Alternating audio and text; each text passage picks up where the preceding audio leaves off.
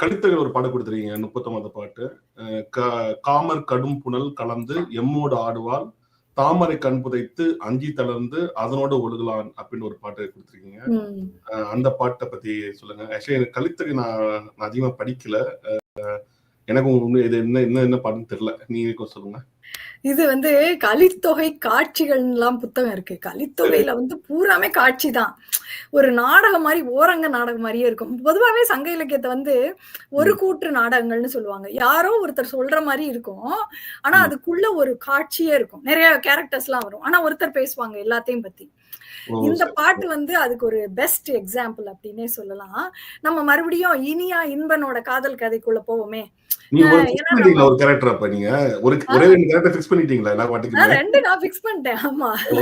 ஆனா வேற வேற பாட்டு. நான் என்னுடைய தலைவன் தலைவிக்கு இன்னைக்கு இன்பன் இனியான்னு நான் பேர் வச்சிருக்கேன். அவ்வளவுதான். இதெல்லாம் வேற வேறவங்கள பத்தி நடந்திருக்கும். அவ்வளவுதான். இப்ப நான் இந்த தலைவன் தலைவிக்கு நம்ம இன்பன் இனியா இவங்க இந்த களவு காலத்துல இருக்கிற நேரம் அப்படி வச்சுக்கலாம். அப்ப காதலிச்சுக்கிட்டு இருக்காங்க. அப்போ இனியா வீட்டுல இவங்க ரெண்டு பேரும் எங்கேயோ சந்திச்சுட்டு இருக்காங்க. இன்பனும் இனியாவும் எங்கேயோ இருக்காங்க. இனியாவோட வீட்டுல நிறைய கூட்டம், நிறைய பேர் வந்திருக்காங்க. வந்தா இது எல்லாத்தையும், இந்த காட்சி எல்லாத்தையும் சொல்றவ தோழி. அவளுக்கு ஒரு பேர் வைப்போம், பூங்கொடின்னு வச்சுக்கலாம். அவதான் சொல்றா, அவ பாக்குறா. அவ என்ன பாக்குறாளோ அதை அப்படியே நம்ம இப்ப நடிக்க போறோம். அவ்வளவுதான், வேற ஒண்ணும் இல்லை. ஏன்னா அவ அப்படிதான் சொல்றா இனியாட்ட. நிறைய பேர் வந்திருக்காங்க. இப்ப அம்மா அம்மாட்ட கேக்குறா. பூங்கொடியோட அம்மா, அந்த செவிலி தாய் இருக்காங்கல்ல, அவங்க பேர் பொன்னம்மான்னு வச்சுக்கலாம். அவங்ககிட்ட கேக்குறா, அம்மா என்னம்மா நடக்குது, இவ்வளவு பேர் வந்திருக்காங்க அப்படின்னு. நம்ம இனியாவுக்கு கல்யாணம் பேச வந்திருக்காங்கடி. ஐயோ, அன்னைக்கு ஒருத்தர் வந்தாரே, அவரை தானே இனியாவுக்கு பிடிச்சிருக்கு, அவருக்கெல்லாம் கொடுக்க மாட்டேன்னு சொல்லிட்டாரு அவங்க அப்பா அப்படின்னு. ஐயோ, கொடுக்க மாட்டேன்னு சொல்லிட்டாரா அப்படின்னு. என்னடி என்ன ஆச்சு அப்படின்னு. இல்லம்மா, அவரை தான் அவ காதலிக்கிறா. இது எப்ப நடந்துச்சு அப்படின்னு அவங்க அம்மா கேக்குறாங்க. இல்லம்மா, அன்னைக்கு நாங்க ஆத்துக்கு விளையாட போனோம்ல, எப்ப ஆத்துல தண்ணி வந்தாலும் இந்த பிள்ளைய பூரா போய் குளிக்க விளையாட போயிடுறது வழக்கம். அது நிறைய நடக்கும். அப்படி போனப்ப திடீர்னு ஆத்துல வெள்ளம் வந்துருச்சா, இனியாவை இழுத்துட்டு போயிருச்சு ஆத்து தண்ணி. நாங்கெல்லாம் கத்துனோம், ஐயோ யாராவது காப்பாத்துங்க காப்பாத்துங்கன்னு கத்துனா, ஒருத்தன் அப்படியே எங்க இருந்து வந்தானே தெரியாது, உள்ள அப்படியே பாஞ்சு போய் அவளை காப்பாத்தி அப்படியே அவளை அணைத்து கொண்டு விட்டான். அன்னைக்கு விழுந்தவதான் அவ. அதுல இருந்து அவங்க ரெண்டு பேருக்கும் காதல் அப்படின்னா. ஐயோ அப்படியா, அவன் ஒரு கானக நாட்டை சேர்ந்தவன் அம்மா அப்படின்னு. ஐயோ, அவனைத்தான் முடியாதுன்னு சொல்லிட்டாங்களேடி, மறுபடியும் நீ என்ன இவ்வளவு பெரிய குண்ட தூக்கி போடுற, இப்ப என்ன செய்யறது அப்படின்னு. அவங்க அம்மா ஐயோ வேணா, நான் போய் பேசி பாக்குறேன், ஆனா ஒத்துக்குவாங்களான்னு தெரியலையே அப்படின்னு அந்த அம்மா சொல்றாங்க. உடனே இவளுக்கு கோபம் வருது. இனி பூங்குடிக்கு ரொம்ப கோவம் வருது. அங்க இருக்க ஊர் மக்களை எல்லாம் பார்த்துட்டு, அந்த ஊரை பார்த்து சும்மா கோவத்துல கத்துறா. நீங்க எல்லாம் நல்ல செய்யறவங்களுக்கு எல்லாம் பொண்ணை கொடுக்க மாட்டீங்களா, யாருக்கு வேணா உங்க இஷ்டத்துக்கு கொடுப்பீங்களா, இப்படி ஒரு அறமே இல்லாத ஊர்ல மலையில தினை எல்லாம் விளையாது, வள்ளிக்கிழங்கு விளையாது, தேன் வராது, மலை தேன் வராது, இங்க உள்ள வேட்டுவர்கள் விடுற அம்பெல்லாம் தப்பு தப்பாதான் போய் விழுகும், போகாது, அப்படி இப்படின்னு ஒரு பெரிய சாபமே விடுற மாதிரி கத்துறா. கோபத்துல அவ கத்துறா. உடனே அவங்க அம்மா சரிடி, சரி நீ கவலைப்படாத, நான் போய் உள்ள பேசுறேன்னு சொல்லிட்டு அவங்க உள்ள போறாங்க. போன இந்த காட்சியை போய் பூங்கொடி இனியாட்ட அப்படியே சொல்றா. அவளுக்கு பதட்டமா இருக்கு. ஐயோ என்னடி, அப்புறம் என்ன சொன்னாங்க, உள்ள போனாங்களா அவங்க அம்மா, என்ன சொன்னாங்கன்னு உள்ள போய் பேசினாங்க. அப்புறம் அவ கேட்டுட்டே இருக்கா. ஒரு பெரிய கூத்து நடந்துச்சே, நான் தான் அதை பார்த்தேன். ஐயோ பெரிய சண்டை நடந்துச்சா அப்படின்னு. ஆமா, கொஞ்ச நேரம் உங்க அப்பா தையா தக்கான்னு பயங்கரமா ஆட்டம் தான் போட்டாரு. அதுக்கப்புறம் கொஞ்ச நேரம் எல்லாரும் சமாதானப்படுத்தவும் கொஞ்ச நேரம் உட்கார்ந்து யோசிச்சு, ஆமா அவ காதலிக்கிறதுலயும் என்ன தப்பு இருக்கு அப்படின்னு சொல்லிட்டாரு அப்படின்னு. சரின்னு சொல்லிட்டாரா இனியா கேப்பா.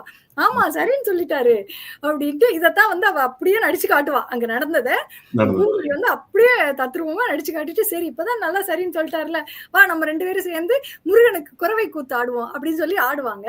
ஆடுற போது இனியாதான் முதல்ல சொல்லுவா, கல்யாணத்தன்னைக்கு அவரை பாப்பாங்கல்ல அம்மாவும் அப்பாவும், எங்க போய் முகத்தை வச்சுக்குவாங்க, முதல்ல இந்த பையனை வேணான்னு சொன்னோம், இன்னைக்கு இந்த பையனுக்கே கொடுக்க வேண்டியதா போச்சு, ரொம்ப வெக்கமா இருக்கும்ல உங்களுக்கு அப்படின்னு அவ அதை பாடிக்கிட்டு குறவை கூத்து. அப்ப பூங்குடி சொல்றா, உனக்கு மட்டும் என்ன, இப்ப கல்யாணத்தன்னைக்கு அவனை தெரிஞ்ச மாதிரி காட்டிக்கிருவியா இல்ல தெரியாத மாதிரி காட்டிக்கிருவியா, நீ மட்டும் அவனை நேரா கண்ணோடு கண் கொண்டு பாத்துருவியா, அப்படி சும்மா கிண்டல் பண்றா. அப்ப இனியா சொல்றா, என்னால பார்க்க முடியலன்னா என்னடி, உன் கண்ணால் நான் அவனை பார்ப்பேன் அப்படின்னோடனே பூங்குடி சொல்றா, சரி சரி அன்னைக்கு மட்டும் என் கண்கள் உன் கண்கள் ஆகட்டும் அப்படின்னு சொல்ற மாதிரி அந்த பாட்டு. இது ஒரு பெரிய பாட்டு, அப்படி முடியும். இவ்வளவு அந்த பாட்டுக்குள்ள இருக்கு, இந்த காட்சி முழுக்க இருக்கு. அவ்வளவு அருமையா இருக்கும். எப்படி பாருங்க, தோழியினுடைய கண்களின் வழியாக இவ வந்து காதலனா அன்னைக்கு கல்யாணத்தன்னைக்கு பார்க்க போறா. அவ அவ்வளவு இனிமையா இருக்கும். ஒரு நாடகமே இருக்கு இல்லையா, ஒரு சின்ன ஒரு நாடகமே இருக்கு. ஆமா, அதான் கலித்தொகையோட சிறப்பே அதுதான். சிறப்பு சிறப்பு, அருமை அருமை அருமை. அப்படியே போயிட்டே இருக்கலாம், நம்ம அவ்வளவு இருக்கு. Okay okay. நம்ம இப்ப இப்ப ஐங்குறுநூறுல வந்து 492வது பாட்டு போட்டிருக்கீங்க, நருந்தொகைன்னு சொல்லிட்டு. ஐங்குறுநூறு நருந்தொகைன்னு சொல்லுவாங்களா? அது இல்ல இல்ல, ஐங்குறுநூறு இல்ல. அது வந்து வெற்றி வேர்க்கையில நருந்தொகைன்னு ஒரு பகுதி. அது நருந்தொகைங்கிறது வெற்றி வேர்க்கையோட ஒரு பகுதி வந்து அது நருந்தொகை அப்படின்னு. அந்த பாட்டு நான் எதுக்கு போட்டேன்னா, நீங்க கேட்டீங்கல்ல தொல்காப்பியத்தினுடைய விதியை நீங்க மீறுறீங்களா அப்படின்னு கேட்டீங்கல்ல, அது எவ்வளவு மீறுறோம் தெரியுமா நம்ம. அது ஒண்ணு சொல்றேன் பாருங்க. அதுல வந்து அந்த பாட்டுல இப்ப நம்ம சொல்லுவோம்ல, யாராவது சின்னமா உருவத்தை வச்சு நம்ம இடம் போடுவோம், பாத்திருக்கீங்களா? சும்மா பெருமைப்படுத்துற மாதிரி கூட நம்ம உருவத்தை வச்சு. இப்பதான் அந்த பாடி ஷேமிங் அதை பத்தி எல்லாம் அவங்க வந்து பேசுறாங்க, அவேர்னஸ் இருக்கு கட்டாயமா. ஆனா நம்ம வந்து என்ன சொல்லுவோம், இவ்வளவு குட்டியா இருக்கு என்னமா பாடுது, அது கூட ஒரு வகையா பாடி ஷேமிங் தான். ஆனா நம்ம அதை பெருமைப்படுத்தும் போது நம்ம அதை உணர கூட மாட்டோம். அப்பெல்லாம் என்ன சொல்லுவோம், மூர்த்தி சிறுசு கீர்த்தி பெருசு அப்படின்றது ரொம்ப சர்வசாதாரணமா. ஆனா தமிழ் அதை எப்படி தெரியுமா சொல்லுது, ஒரு பனம்பழத்தினுடைய விதை பெருசா இருக்கும், அதுல இருந்து வளர்ற பனைமரம் நெடு நெடு நெடுன்னு வளர்ந்துருக்கும், ஒருத்தருக்கு கூட நிழல் தராது. அதுல ஒரு ஆள் கூட நிக்கும். பனைமரத்துக்கு வேற நல்லதெல்லாம் இருக்கு, அதை விட்டுருங்க. இதுல வந்து நிழல் தருகிறது வந்து பனைமரத்தால தரவே முடியாது. ஆனா இந்த ஆலமரத்தினுடைய விதை ரொம்ப சின்னமா இருக்கும், ஆனா ஒரு பெரிய படையே அந்த ஆலமர நிழலில் நிக்கலாம். அவ்வளவு விழுது விட்டு கிளை பரப்பி அப்படி நிக்கும். அதனால நீ வந்து உருவத்தை வைத்து உன்னை எடை போடாதேன்னு சொல்லும். ஆனா நம்ம இது நமக்கு தெரியாதுல்ல, நம்ம என்ன பண்ணுவோம், உடனே மூர்த்தி சிறுசு கீர்த்தி பெருசு அப்படிம்போம். இத சொல்லக்கூடாதுன்னு தொல்காப்பியம் சொல்லுது. நீ ஏதாவது ஒரு பொருளை உவமையா காட்டுறீனா அது இயற்கையை காட்டு, தாவரத்தை காட்டு, விலங்குகளை காட்டு. ஆனா கடவுளை மட்டும் காட்டாதே, கடவுள் ஒழிந்தது அத்தனையும் நீ காட்டுங்குது. ஏன்னா கடவுள் என்பது கற்பிக்கப்பட்டது, அது மாறிக்கொண்டே இருக்கும். அதை நீ காட்டிட்டு நீ வந்து உன்னோட பாயிண்ட ஜஸ்டிஃபை பண்ணிட முடியாது. அது எவ்வளவு அழகா சொல்லுது பாருங்க. ஆனா நம்ம வந்து நம்மள அறியாம மூர்த்தி ஏன் மூர்த்தி அப்படின்னே நம்ம சொல்லிட்டு போயிடுறோம்.